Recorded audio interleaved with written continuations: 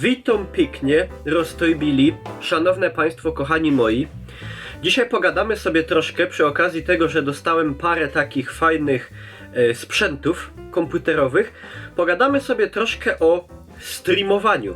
Myślę, że większość z was, ale możliwe, że nie wszyscy wiedzą, że Niklaus oprócz tego, że czasem tam nagrywa jakieś śmieszne, mniej albo bardziej filmiki na YouTube'a, to w zasadzie codziennie non-topper streamuje. Czym w ogóle jest streamowanie? Jaka jest etymologia tego słowa? Etymologią tego słowa jest angielskie słowo stream, oznaczające po polsku strumień, czyli strumieniowanie, czyli po prostu transmisja strumieniowa, nadawanie transmisji na żywo. Tą transmisję na żywo możemy nadawać na wszelkiego rodzaju przez wszelkiego rodzaju urządzenia, na wszelkiego rodzaju portalach do tego przeznaczonych. Na przykład Twitch TV, na którym właśnie ja nadaję, Mixer, kiedyś jeszcze Hitbox, tego było pełno, od pewnego czasu również Facebook, YouTube, możemy streamować na Instagramie i po prostu wy jako widzowie macie kontakt ze mną, czyli ze streamerem przez czat, na którym możecie po prostu pisać.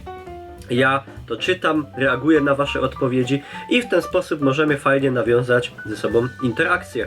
O tyle to jest właśnie fajniejsze od zamieszczania filmów na przykład na YouTubie i o tyle ja bardziej to lubię, że to jest całkowicie inny poziom kontaktu pomiędzy twórcą, czyli mną, a wami, czyli widzami, odbiorcami.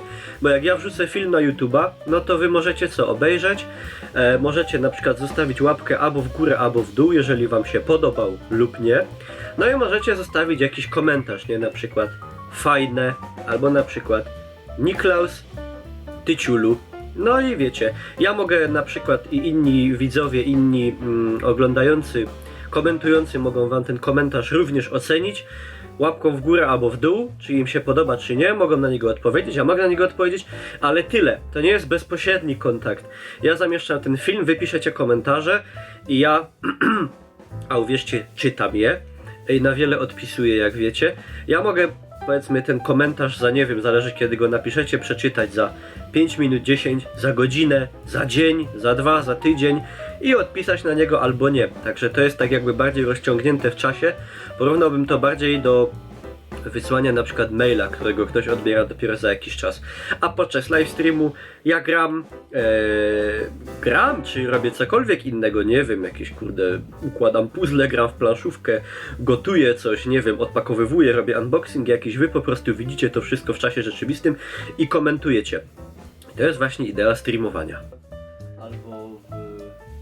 No siema, 6, co tam? O, widzicie, teraz Niklaus streamuje. Nie można mu przeszkadzać. Co tam u was, jak się dzieje? Jakie trzeba mieć wykształcenie, żeby takim streamerem być?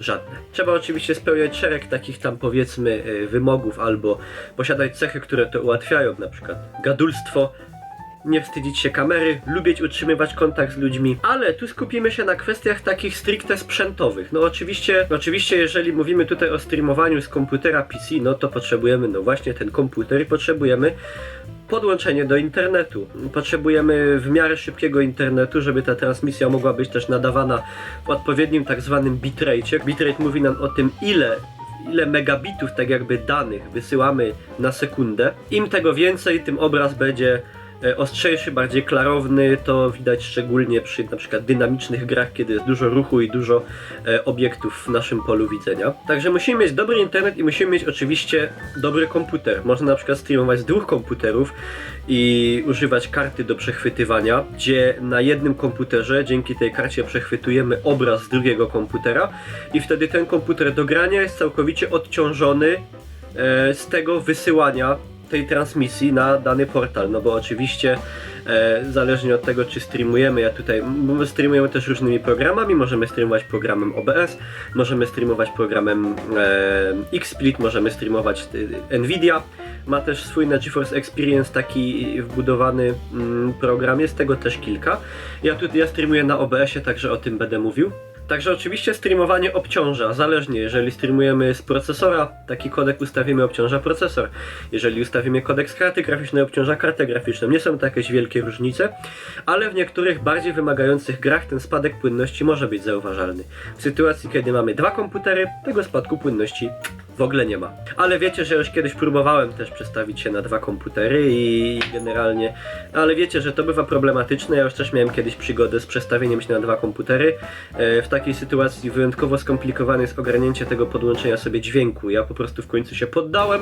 Na ten moment streamuję z jednego komputera i całkowicie mi to wystarcza. Z takich rzeczy stricte, oprócz oczywiście tych podstawowych peryferiów komputerowych i podłączenia internetowego, co nam jest potrzebne. Jeżeli decydujemy się pokazać nasze oblicze, to potrzebujemy jakąś tam kamerkę na przykład. Czy to kamerkę internetową, czy możemy do tego nawet przez specjalny program użyć swojego smartfona, czy możemy na przykład też podpiąć taki aparat, na przykład jak ja tutaj mam, czy jakąś lustrzankę, jeżeli mamy kartę do przechwytywania i dzięki niej oczywiście w odpowiednio wyższej jakości pokazywać siebie na tej transmisji. Jeżeli chodzi o audio, potrzebujemy jakiegoś tutaj mikrofonu.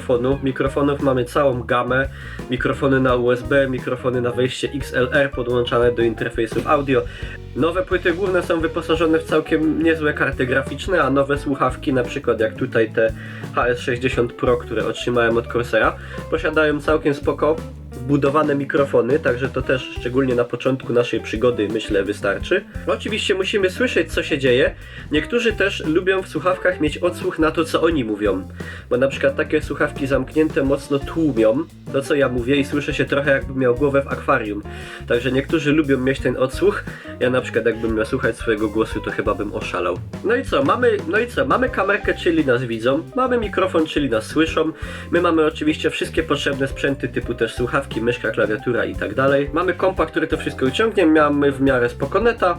No i jedziemy. No ja tak właśnie sobie zaczynałem na niezbyt mocnym kompie. Mikrofonie za 19,90. Oczywiście do dnia dzisiejszego ten mój sprzęt udało mi się znacznie ulepszyć. I to oczywiście wystarczy, ale jako że streaming coraz bardziej się rozwija, stara się coraz bardziej popularny, powstają coraz to nowe sprzęty stricte poświęcone, albo jak to się mówi, dedykowane streamerom i streamingowi, tak jak na przykład wcześniej pokazywałem wam ten mikrofon wyświetlający emotki, wszelkiego rodzaju oczywiście green screeny, oświetlenie, czyli softboxy. Jest, moi drodzy, coś takiego jak Stream Deck od Elgato. A czym jest, moi kochani, taki Stream Deck? To jest takie w zasadzie z wyglądu niepozorne, małe urządzonko. Mamy go w 3 wersjach. W takiej małej, która ma 6 klawiszy, w takiej, którą ja mam tutaj, która klawiszy ma 15 i w takiej całkowicie dużej, która tych klawiszy ma aż 32. One oczywiście oprócz ilości klawiszy odpowiednio też pomiędzy sobą różnią się ceną. I co możemy z takim Stream Deckiem zrobić? To jest, moi drodzy, banalnie proste. To jest, kochani, urządzenie, które podpinamy pod USB w komputerze, ściągamy ze strony Elgato odpowiednie oprogramowanie i jedziemy. W tym przypadku mamy tutaj 15 klawiszy, pod które możemy sobie przypisać w zasadzie wszystko. Na każdym klawiszu możemy jeszcze stworzyć sobie folder, do którego możemy sobie stworzyć podfoldery.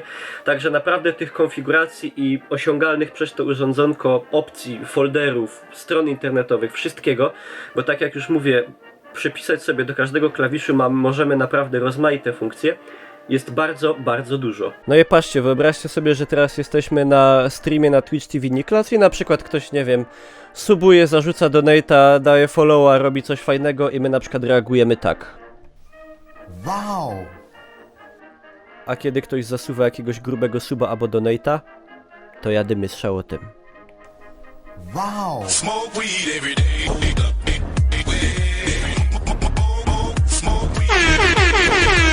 Możemy sobie tutaj, moi drodzy, włączyć streama, wyłączyć streama, rozpocząć nagrywanie, zakończyć je, odtworzyć dany fragment audio, otworzyć dany film.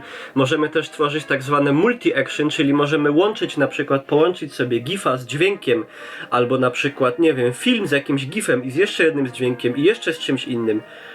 Opcji naprawdę jest tutaj moc. Oczywiście oprócz programów do streamowania jak OBS, XSplit, współpracuje to też z urządzeniami od Elgato. Także jak od Elgato macie na przykład nie wiem, no właśnie kartę do przechwytywania, czy na przykład jakieś softboxy, to wszystko możemy z tym połączyć, zbindować sobie i dzięki temu kontrolować. Także o ile na pewno głównym targetem tego sprzętu jest streamer, osoba, która nadaje na żywo z peceta, to możemy sobie też pod to pobindować jakieś konkretne funkcje w systemu, otwarcie konkretnych plików, folderów, podfolderów, filmów właśnie, grafik, konkretnych stron internetowych. No i tak się, moi kochani, ten streaming rozwija. Bardzo prężnie, od lat. Ja to już obserwuję, tak jak mówiłem, od lat. Obserwuję to może od 7 nawet, a sam w tym aktywnie uczestniczę od około 6. Większość z was również, także cóż mogę powiedzieć. Dziękuję wam pięknie za uwagę. Jeżeli wam się film podobał, to zapraszam do skomentowania, zostawienia jakiejś oceny. Oczywiście zapraszam was na moje transmisje na żywo na kanale Twitch TV Niklaus, które jak tylko mogę robię codziennie. I cóż, widzimy się w kolejnych materiałach, kolejnych śląskich trailerach, a mam już kilka pomysłów. I cóż mogę wam powiedzieć? Trzymajcie się!